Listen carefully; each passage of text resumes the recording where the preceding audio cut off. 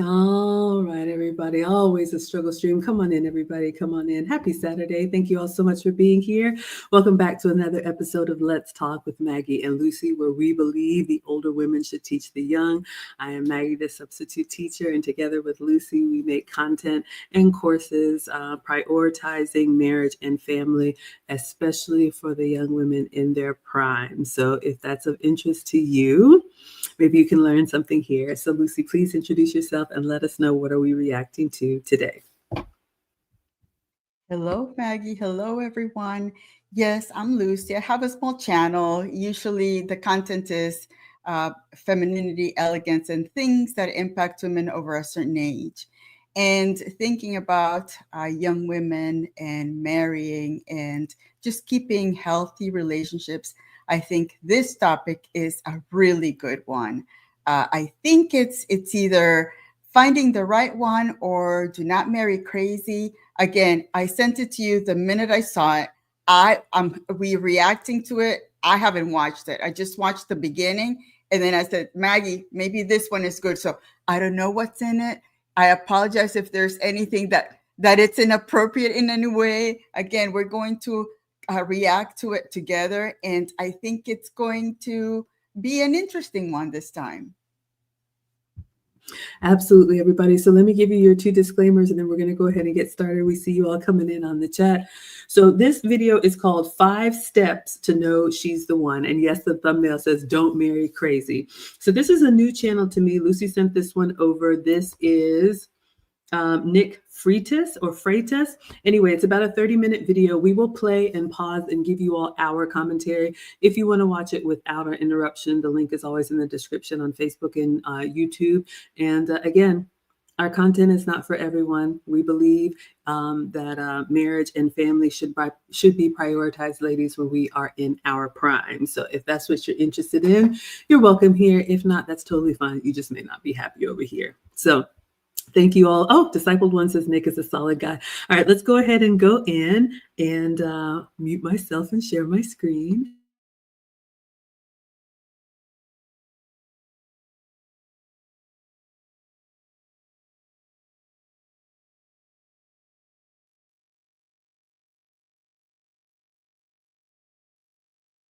Marrying crazy. I've been asked this question a lot, actually. In fact, I've had some people tell me that I just got lucky with respect to who I married because, after all, I grew up in a broken home. My wife grew up in a broken home. I was 19 when I got married. We immediately went into a profession where the infidelity and divorce rates are incredibly high. Out of the first 10 years of our marriage, I spent about 50% of it away from home. We went through several moves, which is considered one of the more stressful things on a marriage. By the way, the other stressful thing on a marriage is financial issues, and we had them, especially the first few years of our marriage. And yet, 25 years later, we're still in love. We're still married. We have 3 kids who so far are doing really, really good. One of them is now married. One of them is about to leave the house as they just graduated. And the other is on track to accomplish her goals, both educationally and occupationally. So, here's the real question. How does that work? Right? Because when you get married at 19 and you go into an environment where all those problems exist and you came from a background where, let's just say, the ideal marital relationships were not modeled for you, it seems like you should have failed. I mean, we literally had people at our wedding betting on whether or not we'd get divorced. In fact, some of them were just betting on how long it would take. And crazy enough, they're now divorced and we're still married and going strong. But here's the deal. It wasn't luck. Anybody that tells you that's luck is probably full of crap or just engaging in cope for their own failed relationships. The bottom line is there's actually some pretty simple rules to follow that will help you ensure that your marriage lasts. It's not a guarantee. Things can still go wrong. Bad things can happen. But I don't know. Take it from someone that's 25 years into this and really happy in my marriage. It's absolutely possible. So here's 5 things to consider. All right. The number one thing is shared values. Now, there's a lot of other categories within a marriage that are important, right? Goals, interest, attraction, right? All that's important. I'm going to talk about all of it. The reason why I say values are the most important is because it is the foundation upon which everything else is built. You can have all the shared interests and all the physical attraction in the world, but if you guys have completely different ways of viewing the world, of concepts of right and wrong, or concepts of truth, you're going to have some real problems. I guarantee you the first time you get into some sort of argument, and you will, if all of a sudden you find that the person that you're arguing with doesn't believe in objective truth, there's just your truth or my truth. What you're going to find is that they want to evade facts and reality whenever it suits them in order to get what they want. So ensuring that both of you have a firm foundation and shared values is absolutely critical, right? So for my wife and I, it was very simple. We shared the same faith. Now, what does that mean? It means there was a standard for objective truth, objective morality, and certain roles and responsibilities that each of us would play within our marriage. And what that meant is that if I violated those rules, I couldn't just dismiss them because I felt like it, or I couldn't just say, well, I'm the man of the house, so we're going to do it this way. She could appeal to those values in order to bring correction for me. I could do the same thing for her. It was a two-way street. This is really important because you got a lot of guys that'll tell you things like, well, happy wife, happy life. Just don't argue with your wife. She's always right. No, she isn't. And I'm going to get to that a little bit later as well. But understand that if you don't both have some sort of shared value system, which is objective and exists outside of the marriage, that both of you can appeal to in times of frustration or decision-making or whatnot, you're going to find out really quick that you end up just fighting about competing interests or opinions or points of view, as opposed to trying to get to something that's true and concrete. So having that is not some sort of a oppressive way to control your marriage. Having that is actually a very freeing thing, because when you have those shared values, when you are committed to one another, when you believe that marriage is supposed to be for life, and you're both committed to that belief, what ends up happening is that you're able to have real conversations. You're able to actually work through things in ways that might cause a different marriage to completely break apart. So I can't emphasize this enough.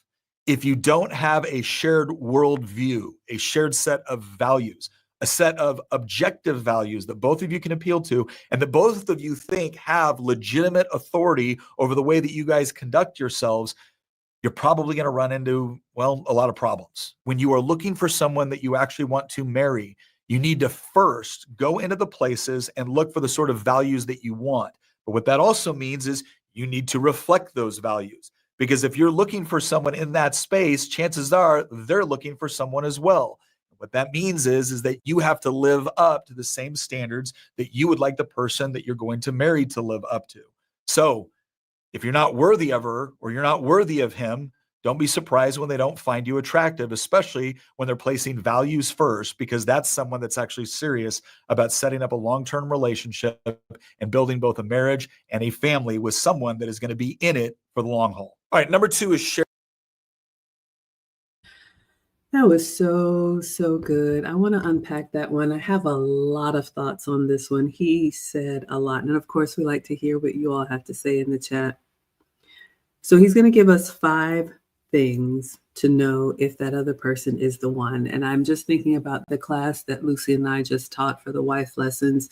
And one of the things that we told the ladies is that if you are marriage minded, being in a marriage, and you have to get to marriage, you have to get engaged, you have to get to relationship, but there has to be a common goal, a common purpose, the reason why we are coming together. Because, like I told the ladies in the class, fortunately or unfortunately, this modern world that we live in, a man doesn't have to marry you to have access to you. That's how it used to be. He can have time with you. He can be intimate with you. He can spend money on you. The way men look at it is, I don't really have to marry you to do all the things. So there's a reason that they would take that extra step and go to marriage. And usually it's to build something. And your job is to know what that something is that he wants, to build something in the family unit that he can't do on his own. But before we even get to that shared values thing is so important, ladies. I say, we told the ladies too, you have to be a wife before you're married. You have to be a mother before you have children. So what are your values? What are your non-negotiables? You may hear others say, what are your deal breakers? I see a lot of women just kind of existing, like we'll figure it out when we get there. That's not enough, because if you don't have a moral core, if honesty is not important to you, if you can kind of tell your version of it, you can lie a little bit. I had someone tell me who was lying about her age. Oh, I just switched the numbers around. You just switch the numbers around. But yet this person wants an upstanding man who has built something of himself.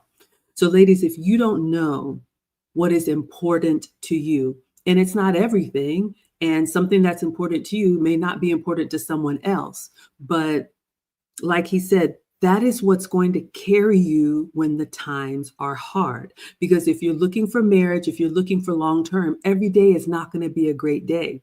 We're not going to live in this la la Disney fantasy land that we're going to love each other and like each other every day. Some days we won't. But that's why, like we told the ladies in the course, you have to remember, why did I choose him? Why did he choose me? What is the reason that we are together? Because sometimes you need to focus on that and not on how you feel. And if you don't know the reason why you chose to be together, the reason that you said, you know what? I believe that the husband is the leader and I as the wife am the support system, and that is the best way that I can show up in this marriage. If you're just kind of like, you know what, maybe I'm a boss babe, but I want the option to not work and I'm just going to kind of do whatever I feel day to day, it's doomed to fail. So I really like what he said about those values. You have to know what yours are, and they have to be common. The last thing I'll say is this. Did you hear him at the end when he said, a man can dismiss you or not choose you, even if he's attracted to you, if your values are not the same? So this is where we see a lot of pretty women get confused because they think, but I look good, but look at me in this dress. My waist is snatched, my hair is laid, and all of this stuff. And he says, you don't respect money.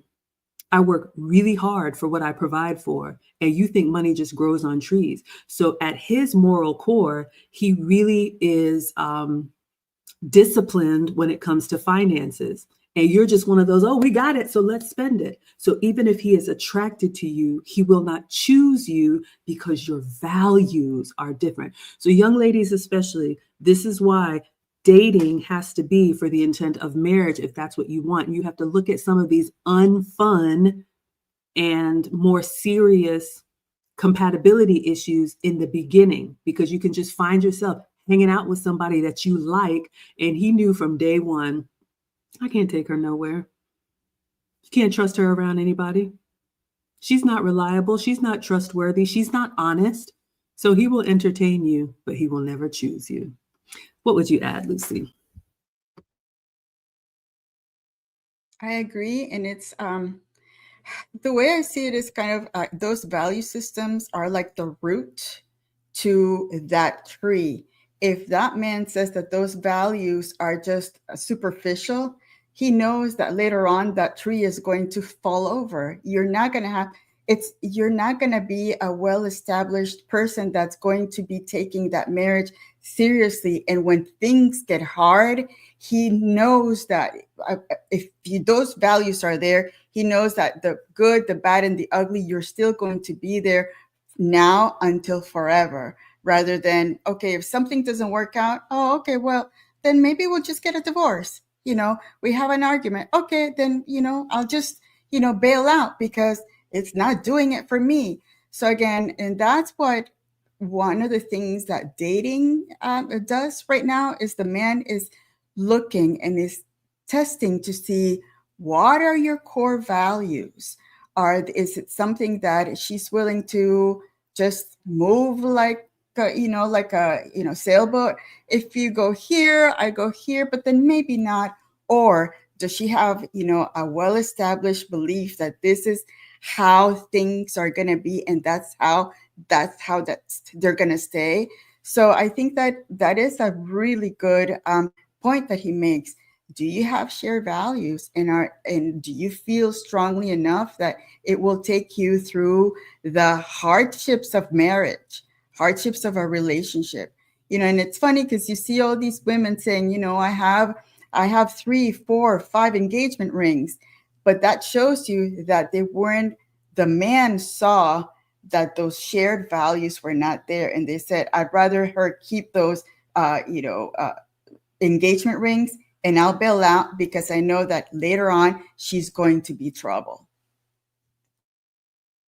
So true. Let's see what you all are saying in the chat, and then we'll go in for number two. Discipled One says, we're preaching already. Jurgen says, that's what the concept of reality is for. Yes, ladies, we got to come out of the clouds. What matters? Who are you really? That's what the men want to know. And Discipled One says, why did I choose him? Ouch. Get the antiseptic. The accountability stung on that one. Yes, ladies, you know me. I always say, ask yourself, why are you choosing this man? That's what I told the ladies in the class. Is it just because you like the way he looks? Is it just because, like someone I just talked to said, well, he looks good on paper? Is it because, he's my permanent plus one? Why? Why are you here? All right. Let's go back in for number two.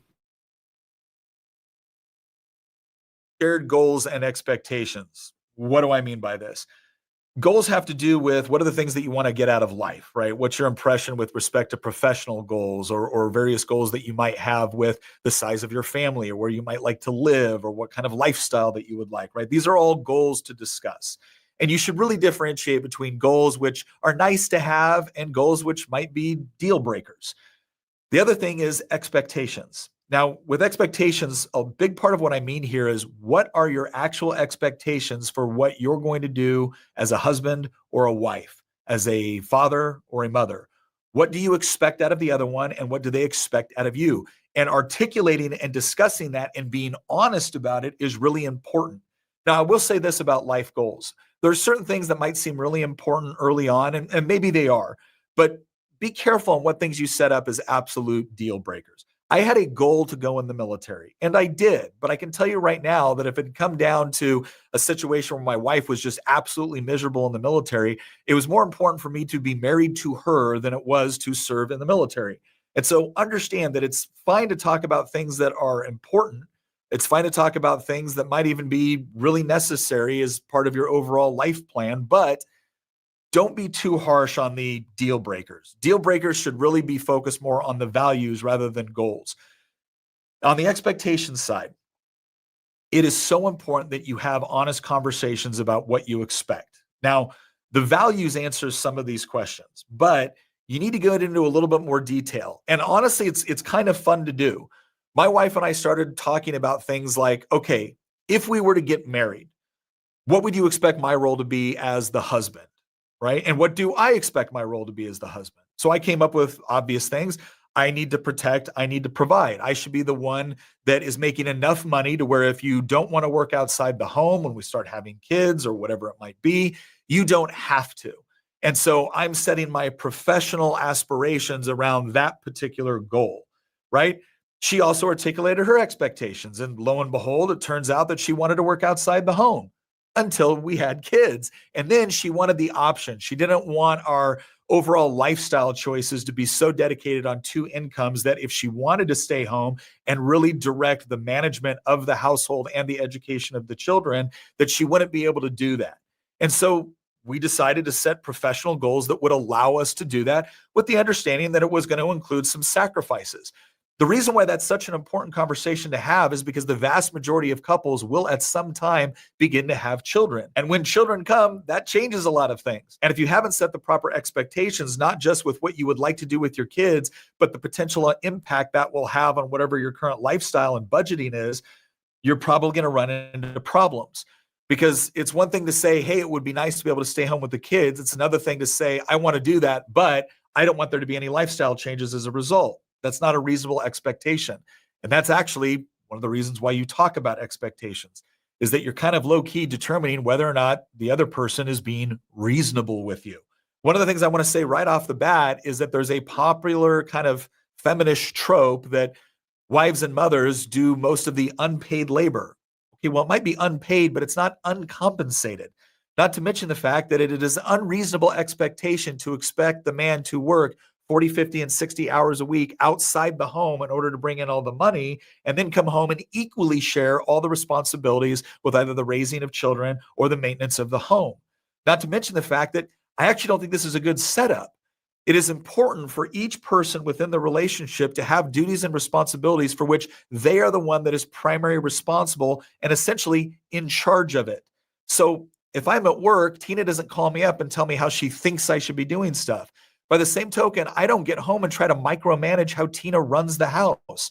We each have our respective domains. Now, again, this doesn't mean you don't have any responsibilities. When I get home, I still want to help my wife with the house. I still want to help with raising the children because they are my kids as well. But by setting up the proper expectations and articulating what we think those roles and responsibilities will be, we can actually work together toward a common goal while respecting the various domains that somebody plays the primary role versus somebody playing the secondary role. And I can't even tell you how important those conversations are, because even if you have shared values, even if you have shared goals, if you guys have vastly different views for how a household should run and what should be the roles of husband, wife, father, mother, I'm going to tell you right now, you're going to butt heads a lot. And some of those may be irreconcilable differences. And the solution might be that, hey, you guys are really good friends, but you're not suited to be husband and wife. And just respect that and move on. But you will find that the more you have those discussions about expectations, the more likely you are to find someone that really does share not only your values, but an idea of what a marriage and a family will look like. And that's someone that you're going to be able to work through a lot of challenges with in order to create something pretty incredible. All right, shared interests. Oh, that was really good. I'm liking each one of these to let them play out. And I'm just thinking about how I can give you all a tangible example. So his number 2 is to have shared goals and expectations. And I love the word expectations because, ladies, I'm going to rip the Band-Aid off. We talked about this in our wife class. If you are going to be in a relationship, there are expectations of you. And just showing up and looking cute is not enough. So you need to know what that man, he's asking you to be his for a reason, to do something. And you need to know what that doing something is. So I was thinking as he was talking, so his first tip was to make sure you have shared values. An example of shared values is, I believe in honesty. You believe in honesty. I believe in honesty. We're not going to lie. We're not going to sugarcoat it. We're not going to white lie. We're not going to tap dance around the truth. We're going to be honest with each other. That's great. Add on top of that, let's say we both have shared goals. We have a goal that by 55, want to retire and travel the world. Great goal if you can make it happen. We have the same goal, same values, same goal.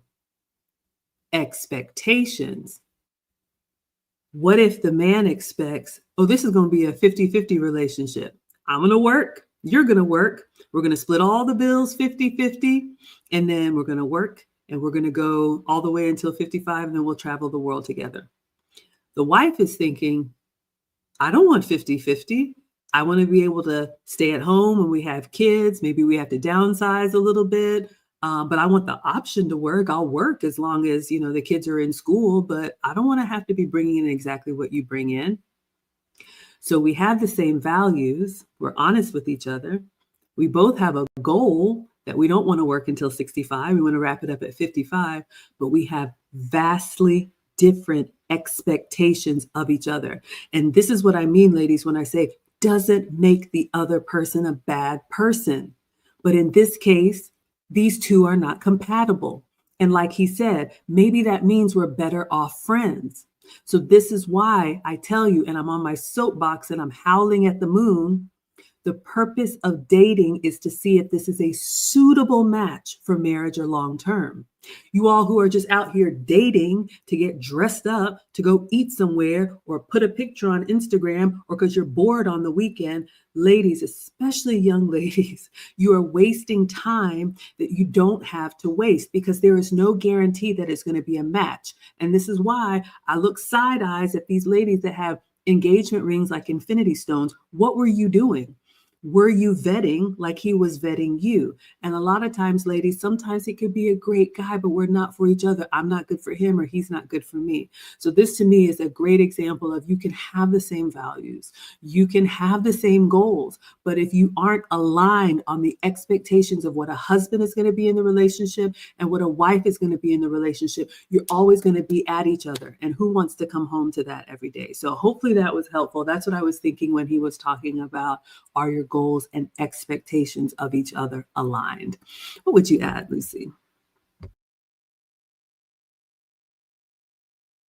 I don't think I have anything to add. That was a great analogy, great, description on, what are the things that will make a relationship work, and what are the things that you both really need to talk about to see whether you are willing to take on those responsibilities, because marriage is a huge responsibility, and it will require sacrifice, it will require patience, it will require just grace from each other. So again, that is a very, very good example and tangible explanation on why two things could be working, and there's that one thing that you don't agree on, and that's probably what's going to allow the relationship to just fade away into a friendship.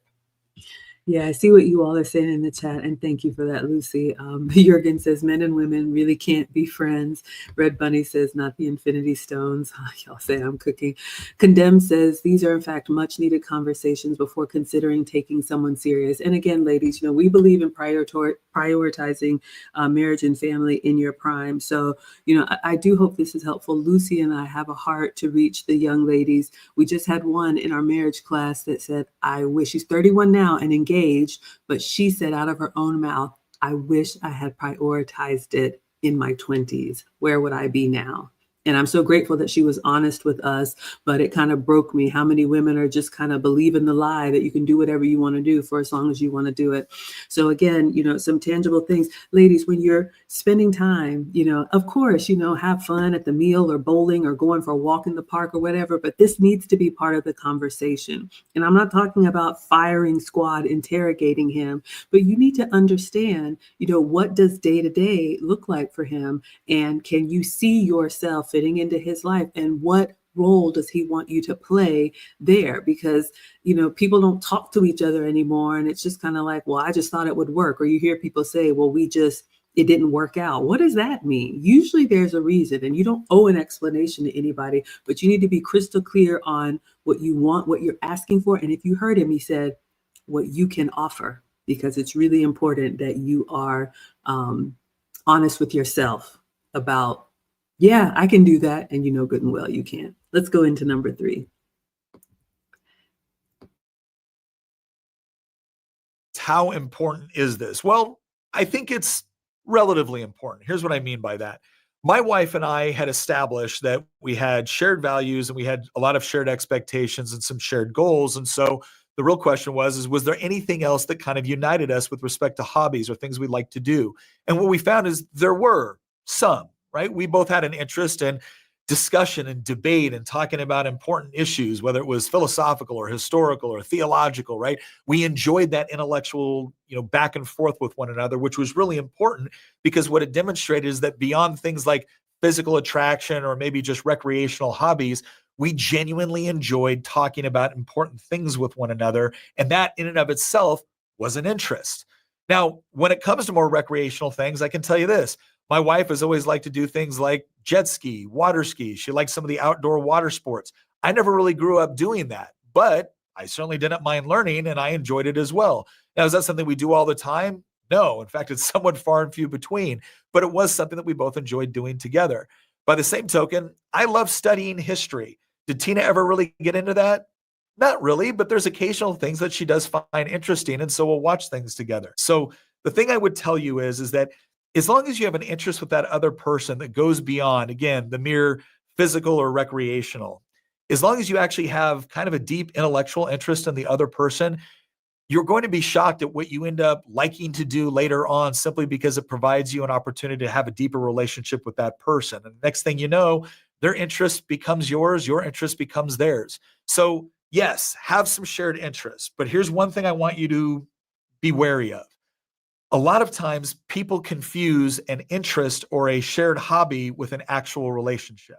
You actually see this causing problems sometimes with work relationships and things of that nature, where two people get thrown together on a particular project, and because they have to focus so much on this shared objective, they confuse that for an actual relationship and only end up finding out later that outside of whatever the project was, they just didn't have a lot in common when it came to things like values or expectations. So avoid trying to build a relationship exclusively off of an interest.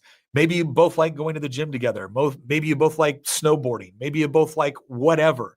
But if you don't have kind of an intense personal and intellectual connection with that person, I promise you the interest is not going to be enough to save the relationship or let it flourish into something that you really want. So, main takeaway from this is you don't have to have the exact same interest.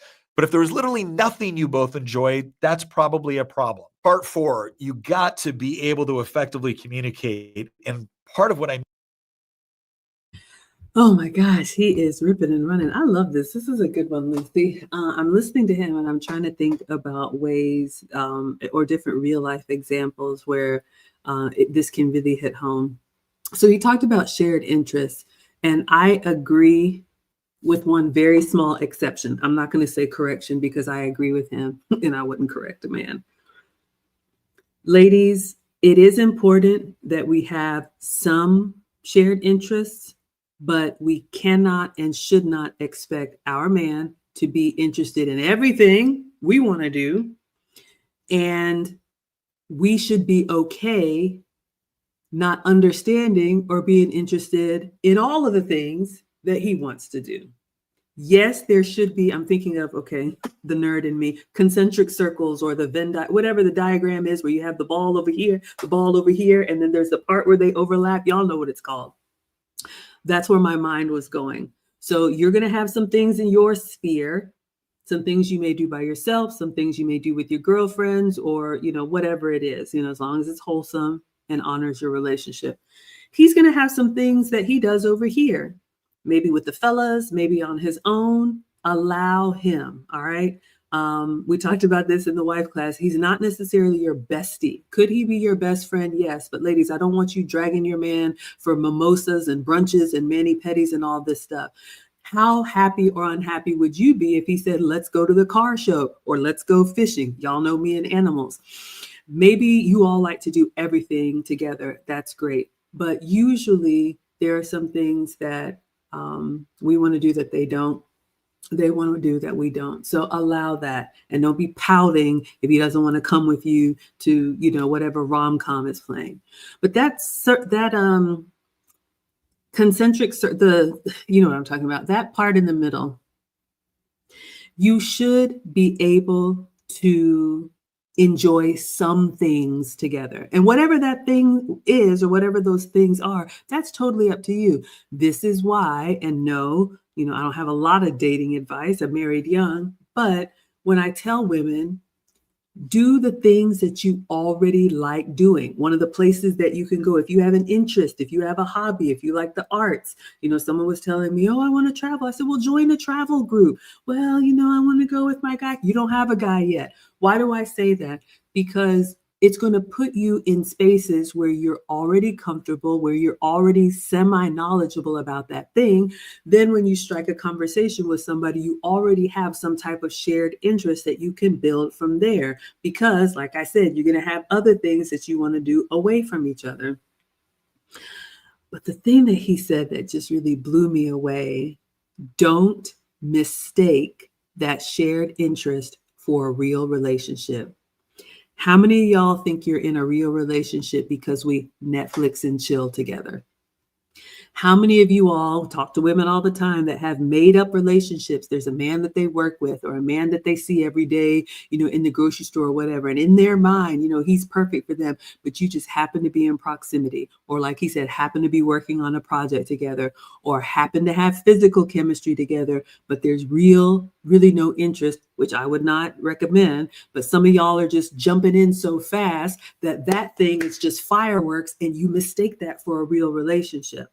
But you don't have any values that are shared. You don't have any goals that are shared. You don't know what the other person expects of each other.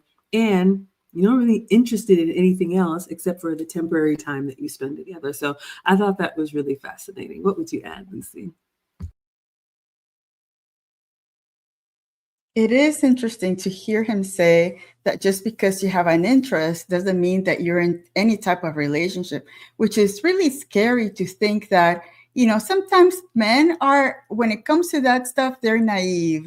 They can get into some type of friendly kind of interest together, even at work together. And then all of a sudden, the woman thinks that somehow she's in some kind of relationship, and the guy is like oblivious to it. And there are some women that will create this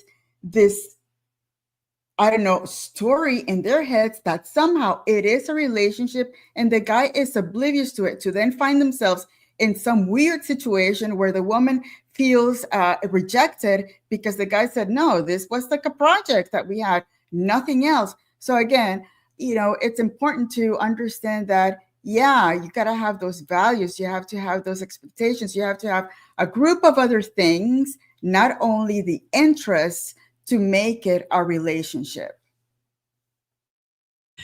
That is so true. And I'm laughing, but it's not funny. I'm going to read a message that came to me. Then I'm going to see what y'all are saying in the chat. I'm not going to share this person's name because she sent this a while back. It says, I have a question, but please don't say my name. Maybe this is one of our Q&As. I said, sure. She says, I have fallen in love with a guy that I don't feel like I could ever trust him, but I'm finding it so hard to detach from him. My situation is so complicated, and I'm feeling so hurt and lost because I know he's seeing other people. I said, I understand. Relationships are so much more than love. You have a decision to make. She said, that's the problem.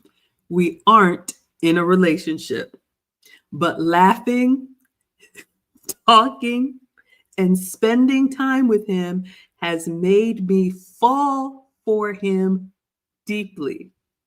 I'm trying so hard to hide it and act like I can move forward without him, but really, I can't. I'm looking at you, Lucy. I said, this is not a good use of your time. You are not in love with him. You are in love with the idea of him. How old are you? Do you have children? If you can't accept if you can't, then accept what you have chosen. The relationship in your head. She says, I miss him so much when I don't see him or talk to him, and I can't go without thinking about him. I'm 50 and my kids are grown. I said, okay, I wish you the best. I cannot help you. Yes. So Lucy was spot on, ladies. Are you in a one-way relationship in your mind? Let's see what you all have said in the chat. I'm telling y'all, like I tell you, we are here until we are not. So when I say this is enough, believe me, we have been through it. All right. Jasmine says, I love that he emphasized that these are spoken expectations. I think we as women can have a lot of unspoken expectations that can get us in trouble later on because the man doesn't know where we stand. Such a good point, ladies. Discipled One says, this is why I focus on self-accountability, for she's not accountable to herself first. She will not be accountable to you. Yes, ladies. I mean, I hate to say it, and it's true. My man said, we have this movie playing in our head. We have this like film that's just going on. It could be the farthest thing from the truth, but we believe it and it is real to us. So ladies, you got to detach yourself from that and see what is actually happening here. Okay. Next level says, many modern women come into relationships only thinking of what they can get, not how they can be an asset. And Jürgen says, men are much more consistent in their interests than women. Yeah, that's true. And I do like that he said that. I think in the section with the shared values, just know what your absolutes are, ladies. You know, another person I talked to, well, he's got to be of this faith. Okay, I respect that. So trying to help her, she finds somebody, she's talking to them. I say, are they of the same faith? No, but I said, I'm going to stop you right there. Don't ever say that they have to be of this faith. Doesn't make you a bad person, but you have to be a woman of your word. And she's young and she's still learning. But I said, if all that matters to you is that they have a relationship with God or whatever you require, you need to say that. But if you say they need to be a hardline ABC 1, 2, 3, and you're dating people who aren't, that makes you lose credibility. All right. Again, I'm going to go howling at the moon. I know someone else that's like, oh, I'm celibate. I'm celibate. I'm celibate. What you do is nobody's business. But if you're doing all this other stuff, except for one thing, I told her, stop saying that you're celibate, because you're not. All right. Men will lose respect for you, ladies, and you are untrustworthy if you just say the things because you think it sounds good, but that's not really who you are. Just be honest. I like to eat. All right. I got to work on that. I know my problem. Okay. All right. So we talked about consistency. Let's see what else. And then we're going to go back in. Thank you, the condemned Venn diagram. Y'all knew what I was talking about. Disciple 1 says she becomes immediately a liability. Oh yeah, y'all see the stuff that, if you only knew. Let's go into number 4. I mean by that is you got to be able to effectively argue. Now, this is something that a lot of old, unhappy married men tell to young married men, and that is, don't argue with your wife. Just say you're sorry, admit you were wrong, and move on, because happy wife, happy life. Yeah, that's crap. Like, that is absolute garbage advice. Because what they're essentially telling you is to treat your wife like she's some sort of petulant child that has to be managed instead of engaged with. Now, on the other side of this, I talk to some guys that are like, Nick, I'm glad you can have a logical conversation with your wife. I can't have one with mine because she brings up old stuff, or she changes the subject, or she cries, or she gets upset, or whatever it is. To which I usually respond, you didn't figure that out before you married her? Like, that's pretty important, don't you think? My wife and I had conversations long before we were even dating on pretty weighty topics where we would argue back and forth. And one of the things women do when they argue with men is they're trying to figure out, how good of a communicator are you? And how well do you regulate your emotions? Do you get angry? Do you yell? Do you get physically violent? So sometimes if they're pushing you on an issue when you're just friends or dating, it might be to see whether or not you can actually handle and engage in effective communication. By the same token, guys, you've also got to get into those arguments, because if you are dealing with a woman who is incapable of using logic, or who the moment you make a good point instantly shifts the discussion in some way to bring up something from the past or to shift blame or whatever it is, you might be dealing with somebody that you cannot have an effective relationship with. Because I guarantee you this much, you're going to disagree at times. You're going to have some differences of opinion on some pretty important topics. And if you can't actually work through that with the goal of coming to a conclusion that both of you believe is true and worth fighting for, you're going to have issues. But if you haven't established the ability for both of you to engage in effective communication before you get married, you are setting yourself up for failure. Now, there's some guidelines with this, right? I argue with my wife differently than I might argue with one of my buddies, right? She will probably argue with you differently than she would argue maybe with one of her friends. Understand a couple of things about just, generalities between men and women and how we view things. A lot of times my wife will come up to me and start to talk about a particular issue or problem. And for guys, our immediate inclination is usually to try to solve it. I'm going to advise you not to do that, not because problem solving is a bad thing, but because a lot of times when your wife is talking to you, she's not just venting, she's actually going through a whole list of emotions and considerations to try to figure out what exactly irritated her about a particular situation and what a potential solution could be that would also maintain valuable relationships.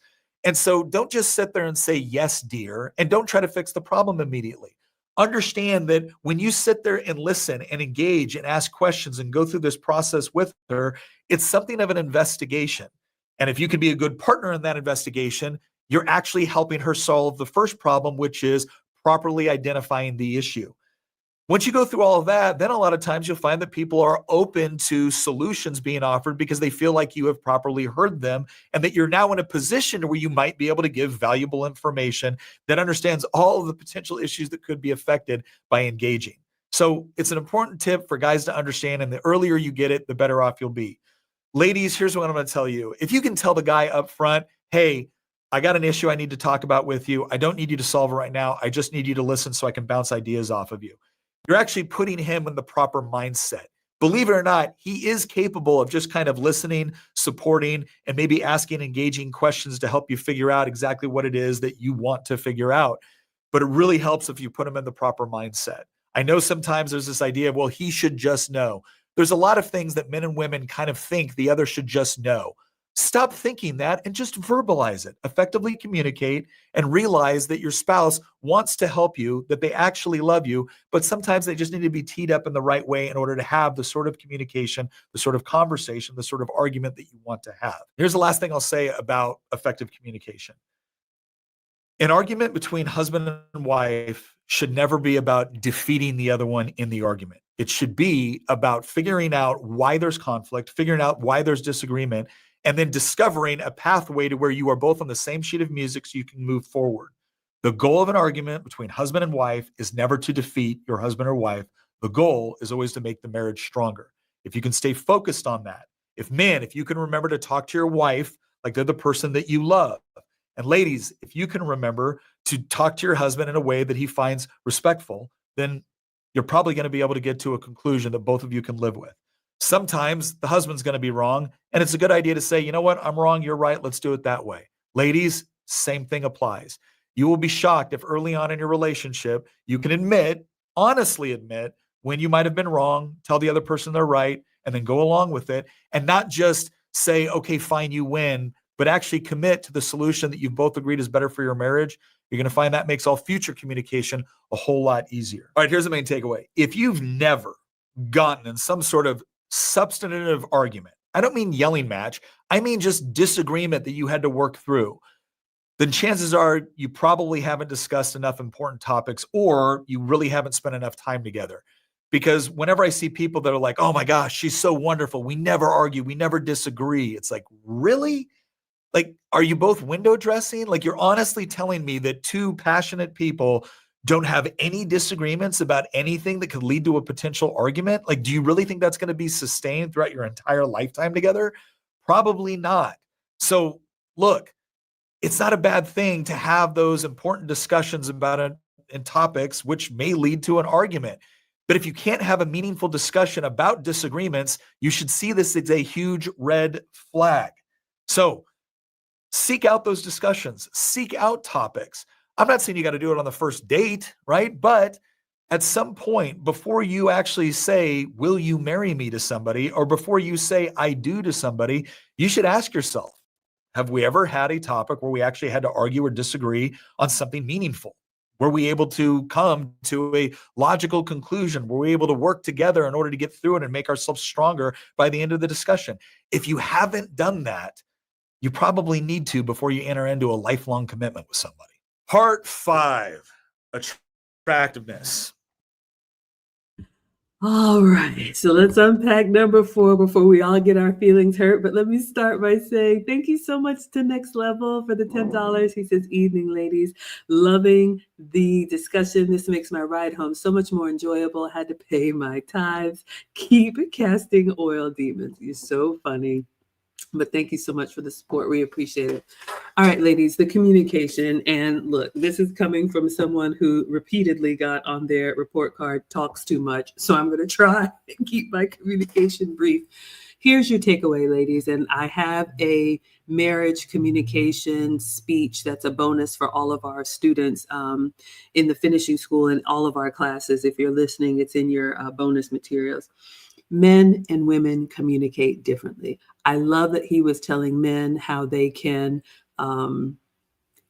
help women without helping, because, you know, sometimes we just want to be heard. But the truth is, ladies, we usually try to explain things as we're speaking. Men are the opposite. They've thought it through. And when they speak, it's basically the decision they have already arrived at. So I love what he said. And I don't have a place to talk to men. So ladies, what he said about, if you don't want the problem solved, say that in the beginning. Just say, hey, you know, I would like to share, you know, something happened at work on the way home with my family or whatever. Not really looking for a solution. You know, is this a good time, you know, to listen? So I would make sure that he is prepared to receive whatever you're giving. If it's just a rant, say that. If you really want him to fix something, say that.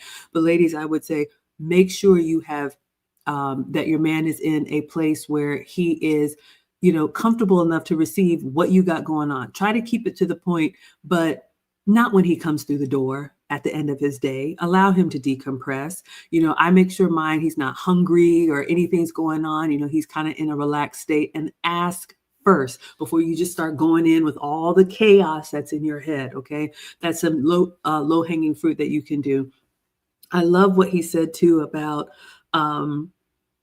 any argument, any disagreement is never about I got one, or getting your lick, or defeating that other person. Some of y'all that like to play dirty like that, you can't disagree without being disagreeable. You have to put in one of those little slick attacks, right? You got to bring up something from the past. You got to insult him. You got to, press that button that is a hot button for him. Just stick to the facts. Just say, I don't see it this way. I don't see it that way. These are my thoughts. It is a skill that you can work on, but it's a sign of immaturity, honestly, if you can't just stay on the point and you got to go around it and do all that stuff to put that other person down. And that's how you feel heard. Circling back to what I said in the beginning about the shared values, goals, and expectations. Why did you choose this man? Why did he choose you? Why did you two come together? So even if you disagree about, I don't know, the way, we should spend the holidays, it should never be at the expense of the relationship. You should leave any disagreement, both sides feeling heard and understood. Maybe there's a decision to go either way, but it should make you stronger because you were able to get out your thoughts about what you're passionate about, but in a way that still brings honor to your marriage or your relationship. All right. What would you add, Lucy? Yeah, and I like that when he said that, when he hears people saying that they haven't had an argument, they don't argue, there's something wrong, because arguments in a relationship, they're healthy, especially at the beginning of a relationship. Then you learn about the way that they take on either a correction or different opinions. And that's where it will allow you to say, yeah, I can get on with this relationship like this. We fight fair. Does she fight fair? Does she start bringing things that happened 15 years ago into a conversation of now? What does that have to do with the entire conversation? Another thing about effective communication with the other part, with my husband, learn what to share and what to make a communication factor, because their brains work so differently. They're always wanting to resolve things. So if you every day come in with a different type of issue that happens at work, that happens with your family, that happens, in his mind is going, so what is it that I'm here to resolve? So again, your husband is not your bestie. I love my husband. I don't know if I can say that he's my best friend, because I don't share those like trivial things that I can share with my sisters or my mom. I really don't, because again, that's not part of our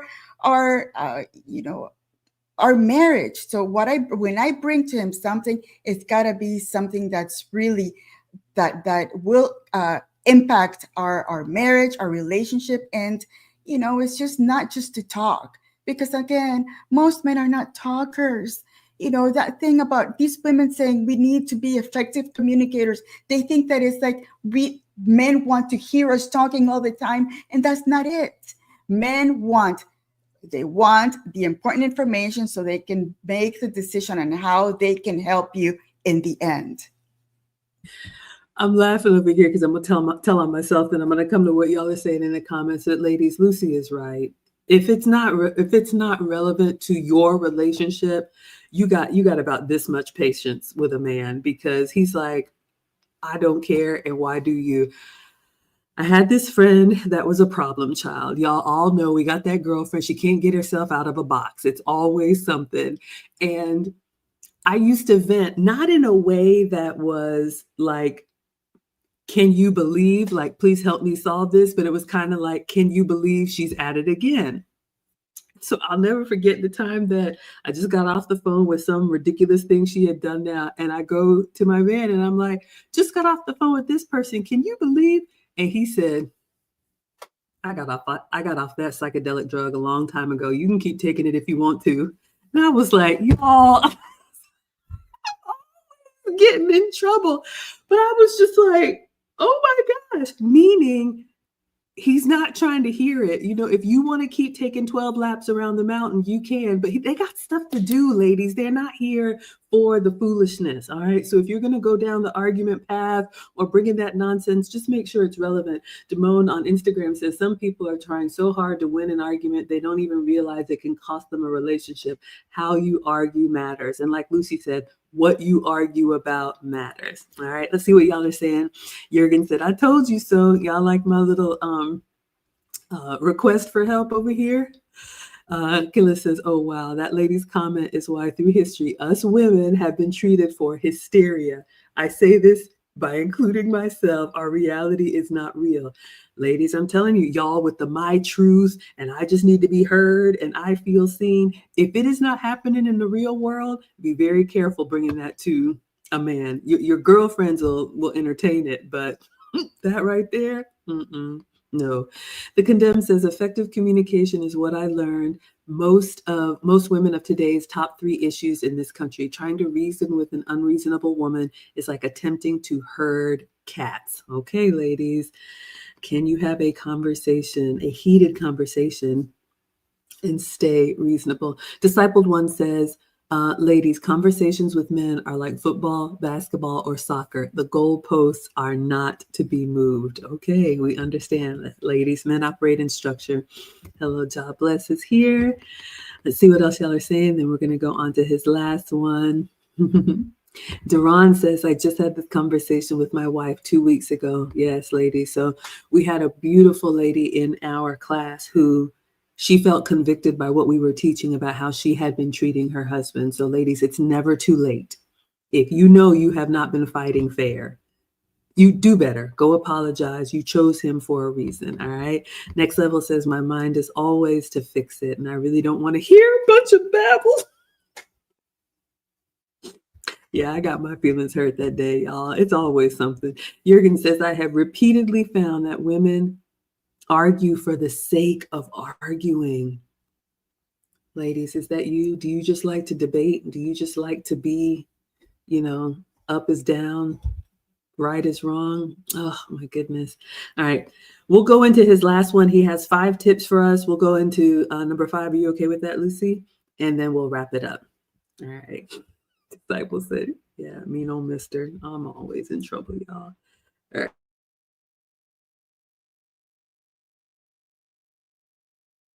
Does physical attraction matter?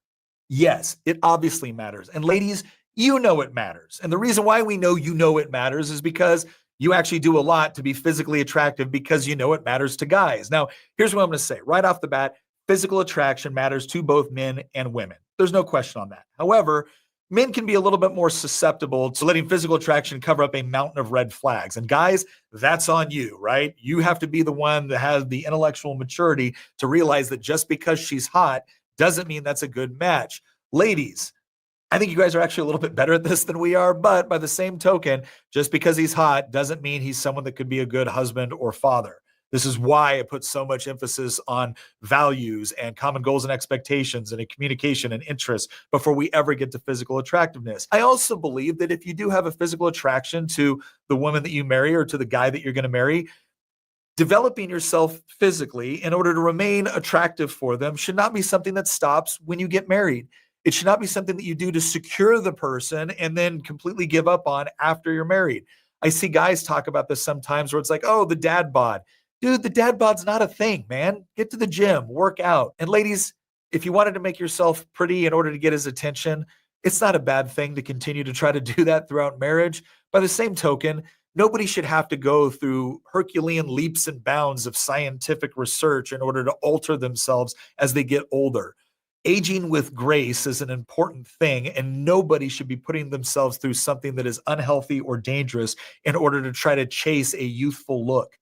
If you've married for values, if you've married for expectations, if you have interests, if you have effective communication, what you're going to find is that person remains beautiful to you as life goes on. But by the same token, don't deny the fact that the same physical attractiveness that brought you together in the initial part of your dating or courtship is also important when you're married. It's a way of showing love and respect for the other person. I'll put it this way. I don't try to stay in shape to earn my wife's love. I already know I have that. But out of gratitude for that, and out of the fact that I really respect and love that about her, I do try to stay in shape for her. Everything physical ultimately fades. If you've fallen in love with his or her soul, mind, attitude, character, the physical stuff is going to be the easiest part of this. All right, so there's 5 points, but now I'm going to give you.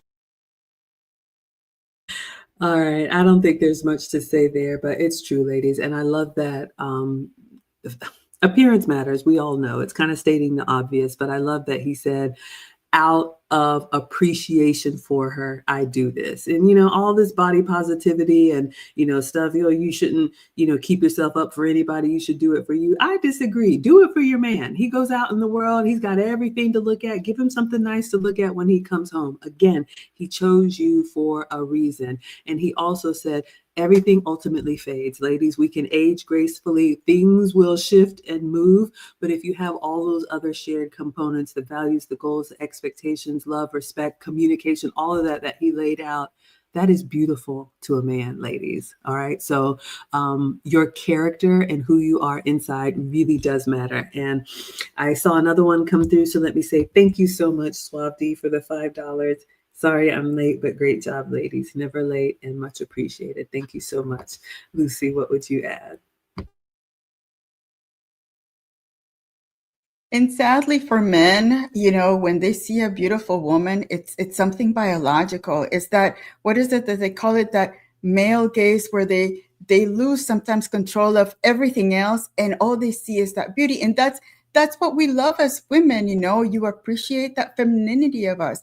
But there are some women that have taken advantage of looking that beautiful to not have anything else about them, not values, not interests, not, communication. So everything else, after they take all that stuff that they put on to look good, what do they have inside? And for men that are looking for a wife or marriage material, they're looking also to what's inside. It's only what's in the outside, because that's kind of like your step into maybe a relationship. What do you have inside that will, get you to that engagement ring or that marriage eventually? So again, men, in a way, we are better when it comes to, not allowing that initial look to be what sells you. We also look for other things. And for young ladies, I think it's a smart way to, when it comes to keeping yourself healthy, the younger you start working out and making yourself fit, the easier it will be when you get to my age, 58. Man, it's hard. Life for women, menopause, it's really hard. It gets to you. So the younger you keep yourself healthier, the easier it's going to be for your body to pay back how you took care of it when you were younger. Yes, absolutely. And what he said about natural. We could have a whole nother show on that, ladies. But what Lucy said, if you start when you're young, if you're active, if you take care of yourself, just simple things and being consistent, eat well, move your body, take care of your natural skin, your natural hair, it will age, but it won't age as abrasively. A lot of the stuff that we see is when people are doing all kind of crazy things to your body doesn't know what to do with that. And I think you end up looking worse, if not older, than if you would just allow yourself to be naturally beautiful. Take care of what you have. Men, all the men will tell you, they appreciate that natural beauty that Lucy said, they're going to gaze upon. All right, let's see what you all are saying in the chat. Lucy, it sounded like he had a bonus. I don't know if we need to wrap up or do you want to hear the bonus? The bonus, let's hear the bonus. All right, so Jurgen says the first thing you know is their appearance, but it's not the only deciding factor. And thank you, Discipled One. All right, let's go in and wrap this up.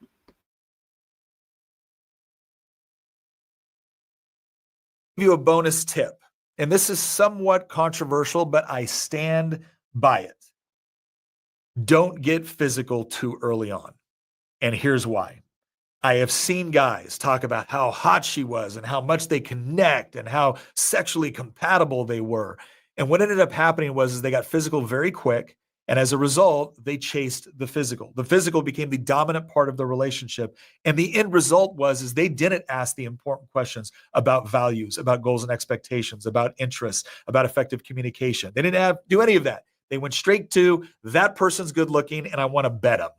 And the next thing you know, they find themselves in a relationship, or even worse, a marriage with kids that they wish they never got into. And at that point, you've made a commitment. If you have kids, you've really made a commitment. So here's all I'm going to tell you. Don't get physical until you're actually getting married. And I know that sounds ridiculous. And I'm not saying you can't hold hands or hug or kiss or things like that, but just keep in mind, the more physical that you get before you're married, the more physical you get before you're actually committed to that person and that person exclusively because you've fallen in love with their character, their mind, their values, etc. The more you are setting yourself up for failure.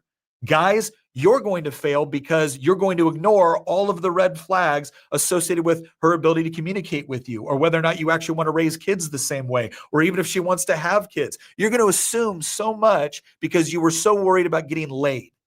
And ladies, here's what I'm going to tell you. If the guy is pressuring you to have sex before he's willing to actually marry you, that's a red flag.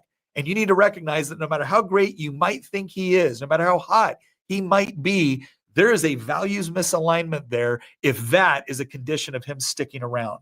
Because if he's not willing to stick by you through all of it, then quite frankly, don't give it up to him.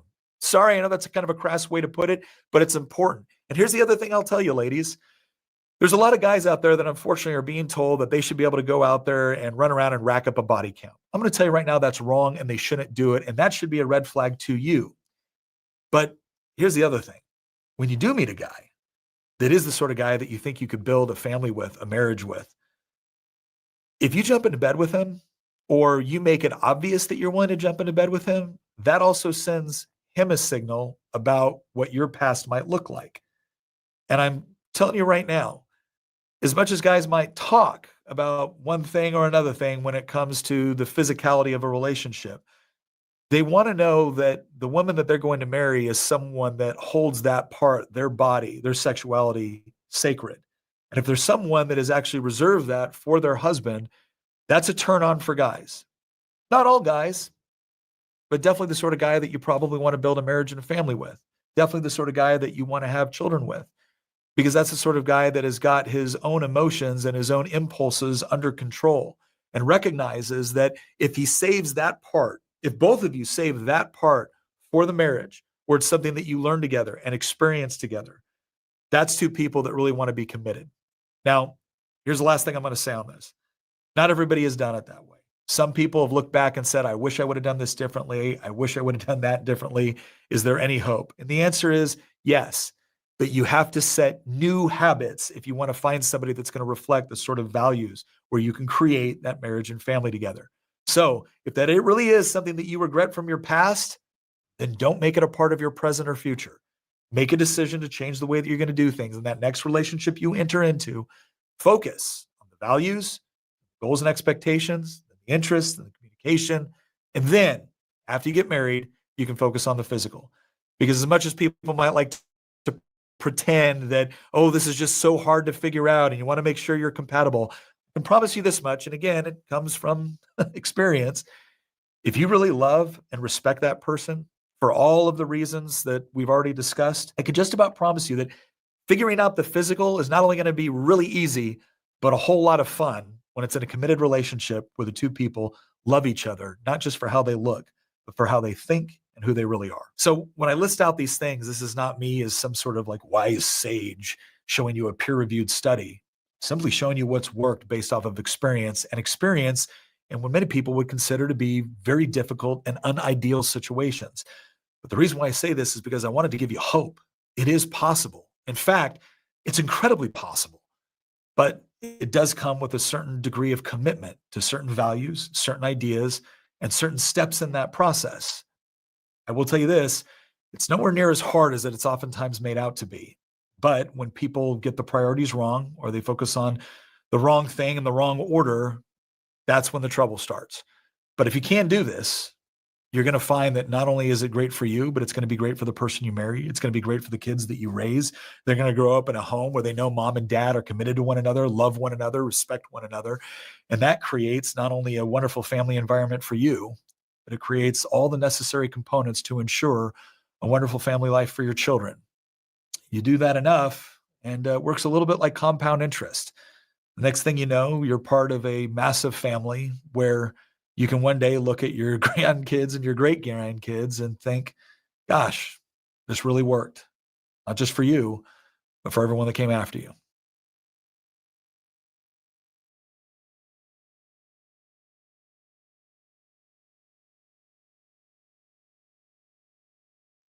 You're muted, Maggie. Thank you. He gave you all the bonus. There's really nothing much more I need to say to that. I was just saying, do whatever you want to do, but young ladies especially, and I have several that have reached out that are saving themselves for marriage, and I am so proud of you because you're going to have the rest of your lives to explore each other, to have fun together. And believe me, when it is in a committed relationship, marriage, and you know that you have chosen each other for all the right reasons and not the fireworks up front. Like he said, it's not just good for you all, it's good for the whole relationship. And, I just think it trickles down from there. What would you say to, close us out, Lucy? And ladies, I have actually seen, instances where there are other women saying, yeah, you know what, you may as well get it over with.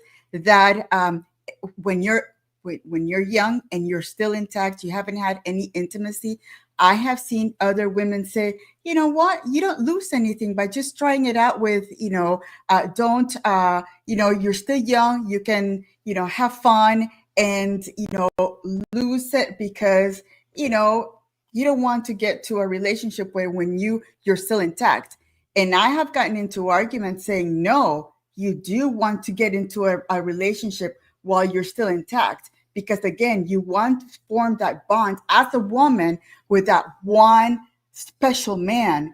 Once you've given it to all of these men, what is there special for this one man that has decided to give you the marriage or has decided to ask you to marry him? So again, it's a modern woman thinking. And for me, I have gotten in some really strong arguments over trying to protect the young women because unfortunately, those that have lost it, they don't care. They want you to lose it too. So, it's kind of like a threat. When you're intact, you're pure. That purity means so much to men. Unfortunately, those other women don't want you to have that purity because it puts them ahead of them. Ooh, Lucy is talking. I wasn't going to say it, but I'm going to go ahead and say it.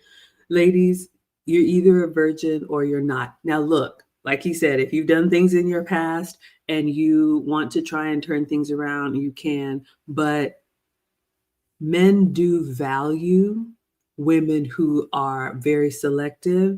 Men do value even the men who have had experiences, respect and value women who have set themselves apart. So, I know there's a lot of craziness going out here, but young ladies especially, don't feel like you have to rush into anything. There are a lot of women that would trade places with you that regret some of the things that they've done. And not only physically, but mentally, it will haunt them because they just were reckless and careless and you can't get it back. That's what I mean. You're either a virgin or you're not. All right. And so if you're not, you got some explaining to do, and that's between you and whoever you want to talk to about it. But, the men do value that. And yes, I just say we do need to bring modesty back. And I just think that when it's special, when it's not for everyone. And I know young ladies, especially with hookup culture, I have heard the horror. I heard it when the late, great Kevin Samuel said, people are getting together and on like first dates being intimate and then deciding if they love, if they like each other to spend time together afterwards. To me, it's just monstrous.